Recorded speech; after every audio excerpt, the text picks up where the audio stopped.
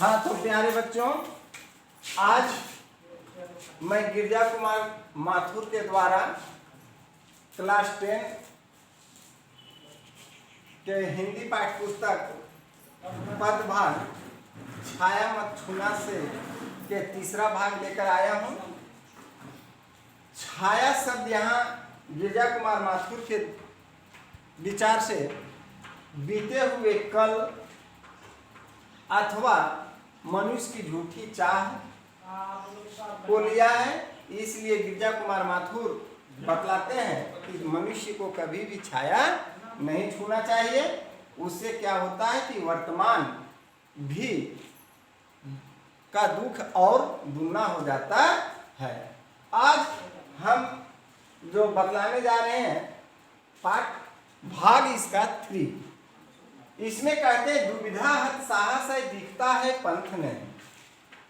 अर्थात गिरजा कुमार माथुर कहना चाहते हैं कि मनुष्य अगर दुविधा में पड़ जाता है, जैसे इस कार्य को करने से सफलता मिलेगी या असफलता मिलेगी, इस कार्य को करें अथवा ना करें, यह अच्छा है या बुरा है, इस तरह के विचार में अगर वह फंस जाता है तो उसकी साहस का हत हो जाता है। हत मतलब होता है मृत्यु, अर्थात उसकी साहस कम हो जाती है, साहस कम हो जाती है।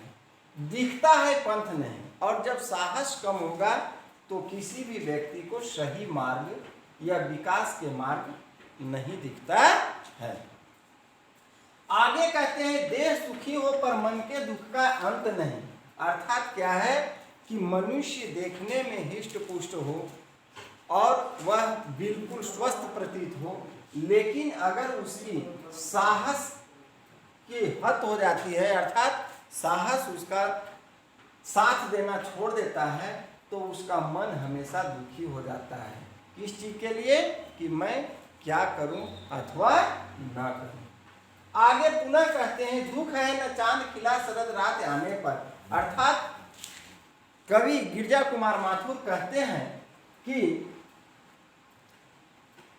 मनुष्य के जीवन में क्या है कि हमेशा दुख बना रहता है कि पता नहीं इस कार्य को करने से कुछ सफलता आएगी कि नहीं आएगी, क्योंकि विभिन्न प्रकार के कार्य करने के बाद भी मनुष्य को सफलता हाथ नहीं लगती है।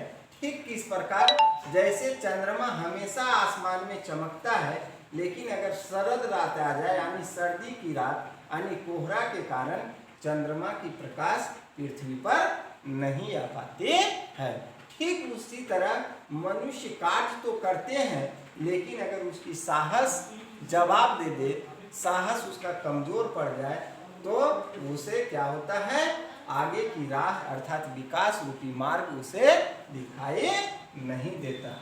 आगे कहता है क्या हुआ जो खिला फूल, क्या हुआ जो खिला फूल रस बसंत जाने पर।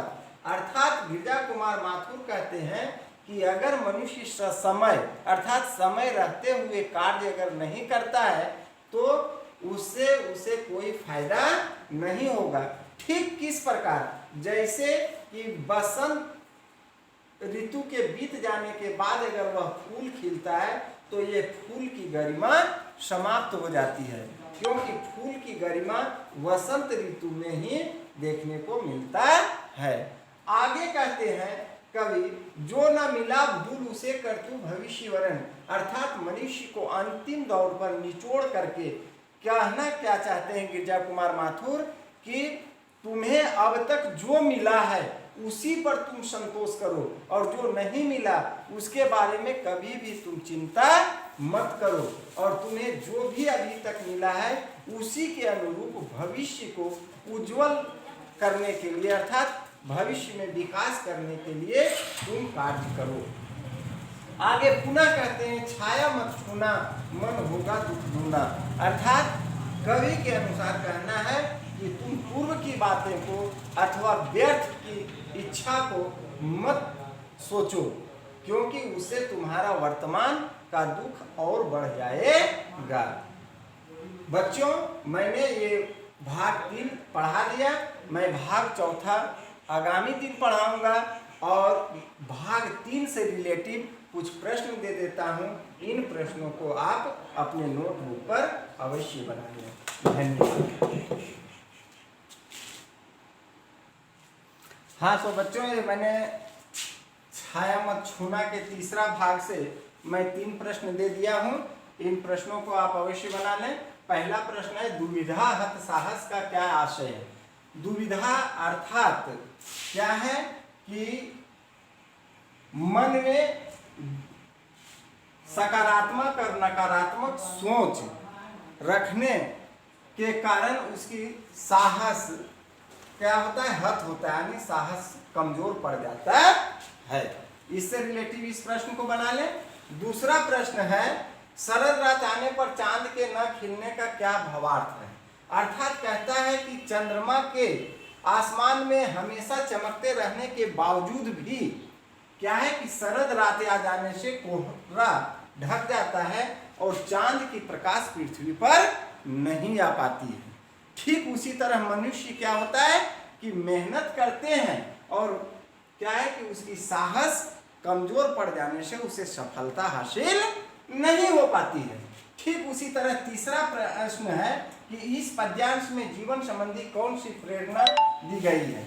तो यहाँ बच्चे ध्यान देना है कि कौन सी प्रेरणा, कि जो अभी तक तुम्हें नहीं मिला है उसकी चिंता मत करो और वर्तमान की इस परिस्थिति के अनुसार ही भविष्य को सुधारने की कोशिश करनी चाहिए। तो धन्यवाद। मैं संकेत बिंदु इन 3 प्रश्नों का दे दिया है। उसी के आधार पर इन तीनों प्रश्नों का उत्तर आप अपने नोटबुक पर अवश्य लिख लें और इसे व्हाट्सएप पर अवश्य भेजें। धन्यवाद।